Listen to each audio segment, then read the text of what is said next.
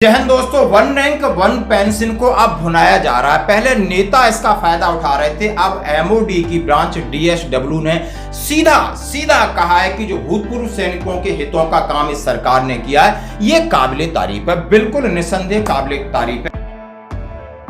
One rank one pension की मांग भारत के पूर्व सैनिक 1973 से करते चले आ रहे हैं।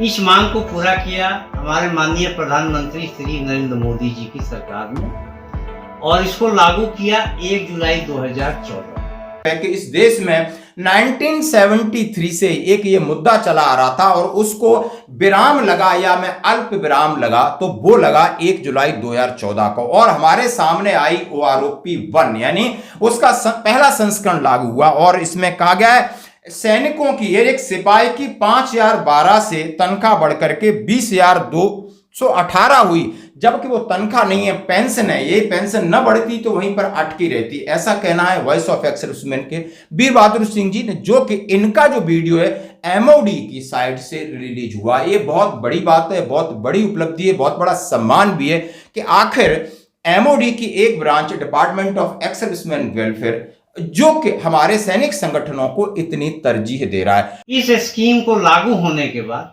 भारत के पूर्व सैनिकों के जीवन में काफी परिवर्तन आए हैं। सामाजिक सुरक्षा के साथ साथ आर्थिक आजादी भी हासिल हुई है। उदाहरण के लिए मैं बता दूं कि हमारे बॉर्डर लाइन पे खड़ा सिपाही 1 जुलाई 2014 को 5,102 रुपया की बेसिक पेंशन पे था, जो अब बढ़ के OROP 3 के बाद 20,218 रुपया हो गया है।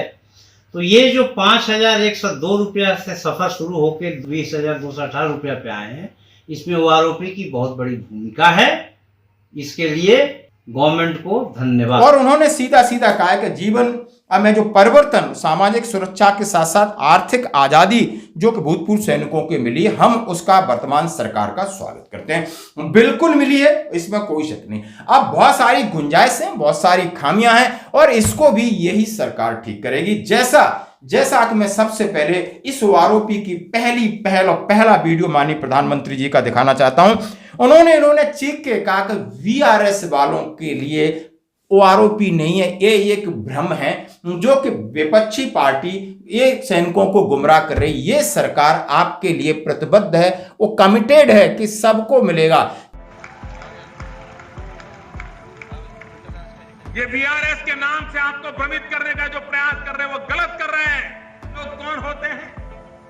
हमारी फौज में 80-90% वो जवान होते हैं, लेकिन सेना की आयु कम हो इसलिए उनको 15 साल के बाद नौकरी छोड़नी पड़ती है, 17 साल के बाद छोड़नी पड़ती है, 20 साल के बाद छोड़नी पड़ती है। इसके लिए अलग अलग शब्द प्रयोग सेना वाले करते होंगे। कुछ लोगों को लगता है कि जो 15 साल 17 साल नौकरी छोड़ के गए उनको OROP नहीं मिलेगा। मेरे जवान भाइयों बहनों, चाहे वो हवालदार हो, सिपाही हो, नायक हो, अरे आप ही तो देश की रक्षा करते हो। अगर ये OROP सबसे पहले मिलेगा तो आपको मिलेगा। चाहे उन्होंने कितना कहा, चाहे उन्होंने मजबूरी में 15 साल में नौकरी छोड़ी हो, चाहे उन्होंने 15 साल करके किसी और 17 साल में नौकरी छोड़ी हो, चाहे वो किसी भी रैंक में हो, उनकी घर की समस्याओं को लेकर नौकरी छोड़ी हो, वन रैंक वन पेंशन का लाभ सभी को मिलेगा।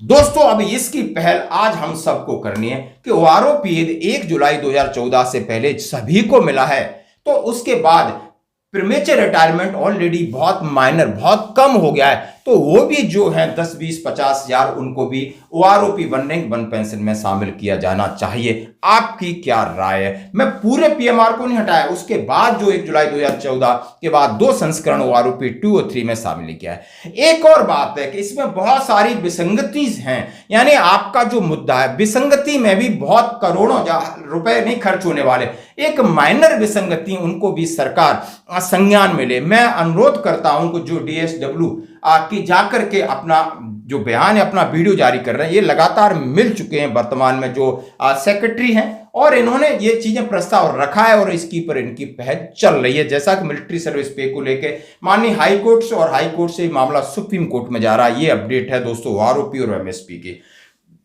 आगे की मैं बात कह रहा हूं कि पहला संस्करण अप्रैल 2014 से लागू होना था, जो कि जुलाई से प्रभावी किया। अप्रैल 2014 से लागू होना था, उसका भी आप वीडियो देखिए। और सैनिकों की मांग थी कि हर 5 साल में नहीं 2 साल में इसका पेंशन रिवीजन होना चाहिए, 2 साल के अंदर। तो सरकार ने उसको 2 साल की जगह 5, और एक और मुद्दा था कि मिनिमम और मैक्सिमम की जगह मैक्सिमम % आप उसको और बेस ईयर रखिए। जो बेस ईयर आप बनाते हो उसमें मैक्सिमम के आंकड़े लीजिए, ताकि एक बार सबका बराबर हो जाएगा, फिर सब एक ही सिमेट्री मतलब एक ही सिस्टमेटिकली वो आरोपी अपनी ट्रैक पे आ जाएगी और फिर किसी के साथ कोई भेदभाव नहीं, कोई आर्थिक भेदभाव नहीं, किसी तरह का एजिटेशन नहीं, किसी तरह का माननीय कोर्ट के पीछे चक्कर काटने की जरूरत नहीं पड़ेगी।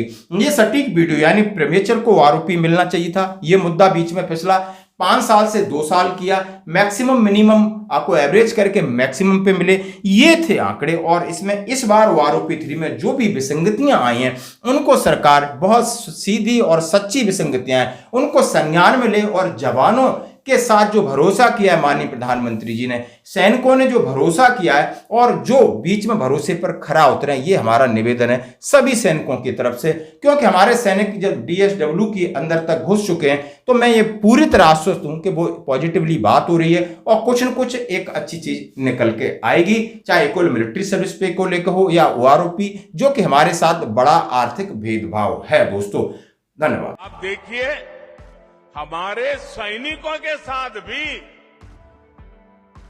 1 रैंक 1 पेंशन को लेकर ऐसा ही छल इन्होंने किया था।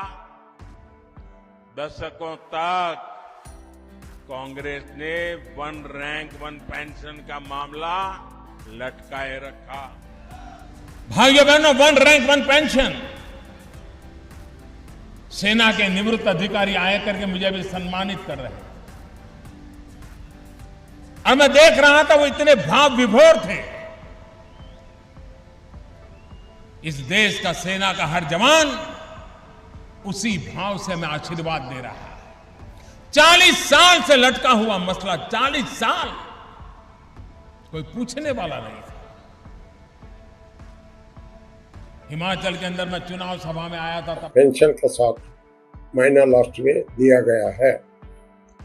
इसलिए हम जो प्रेजेंट गवर्नमेंट है, जो मोदी सरकार नेतृत्व कर रहा है, हमारा शुभकामनाएं और हमारा हार्दिक नमस्कार भी कहते हैं।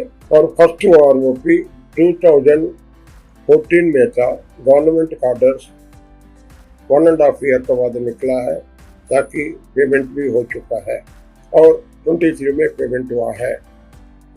इसलिए हम अपनी ऑर्गेनाइजेशन की तरफ से सरकार जो काम किया है उसके लिए बधाई करते हुए, जो भी आदमी पेमेंट का जो कमी पेशी है उसको पूरा करने के लिए करते हैं।